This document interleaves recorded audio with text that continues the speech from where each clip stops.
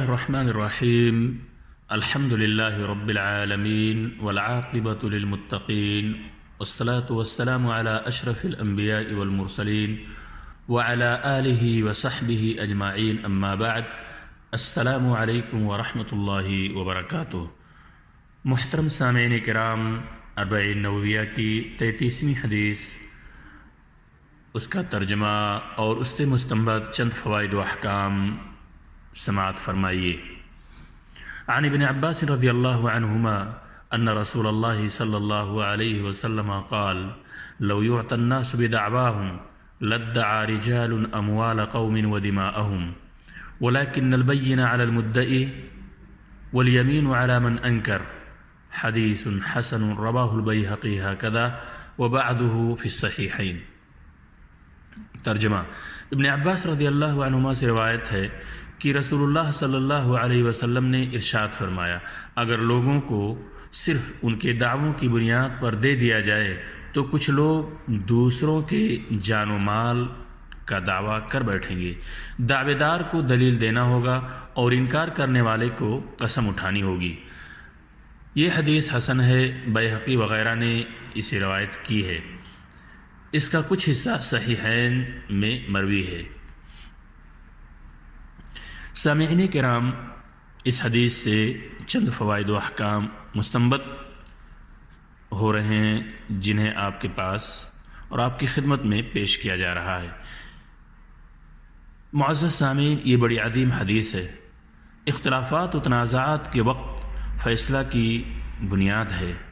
ایک آدمی دوسرے شخص پر کسی حق کا دعویٰ کرتا ہے اور دوسرا اس کا انکار کرتا ہے، یا کہ ایک شخص اپنے اوپر کسی ثابت حق کی ادائیگی کا دعویٰ کرتا ہے اور دوسرا ان کا انکار کرتا ہے، تو آخر اس نزاع کا حل کیا ہوگا؟ کس طرح اس مسئلے کا حل نکالا جائے گا؟ حق و ناحق کیسے معلوم ہوگا؟ نبی اکرم صلی اللہ علیہ وسلم نے یہ اصول بتا کر کہ مدعی کو دلیل پیش کرنی ہوگی اور دلیل نہ ہونے کی صورت میں مدعا علیہ حلف اٹھائے گا.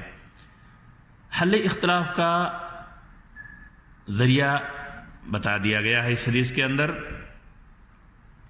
یہ حدیث عام ہے. جو شخص کسی پر کسی حق یا قرض یا سامان کا دعویٰ کرے تو اس سے دلیل کا مطالبہ کیا جائے گا. صحیح دلیل پیش کر دینے کی صورت میں اس کے حق میں فیصلہ کر دیا جائے گا. اگر صحیح دلیل پیش نہ کر سکا تو مدعا علیہ حلف اٹھا کر اس تہمت سے بری ہو جائے گا.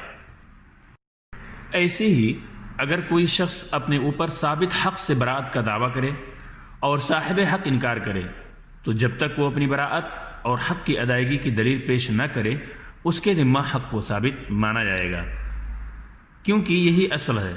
البتہ صاحب حق کو حلف اٹھانا ہوگا کہ اس کا حق فلاں کے ذمہ باقی ہے.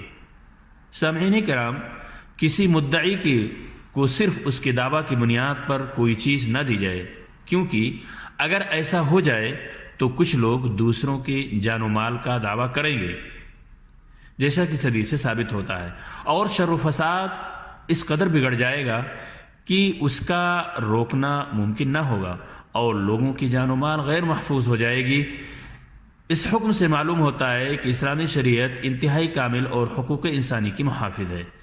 ایسا کیوں نہ ہو جبکہ یہ اس رب کریم کی طرف سے نازل ہوئی ہے جو علم و حکمت والا ہے اور اپنے بندوں پر بڑا رحیم و کریم ہے. اسلامی شریعت کے تمام احکام عدل و انصاف، رحم و کرم اور مظلوم کی حمایت پر مبنی ہیں. سامعین کرام، امید ہے کہ آپ نے اس حدیث سے استفادہ کیا ہوگا.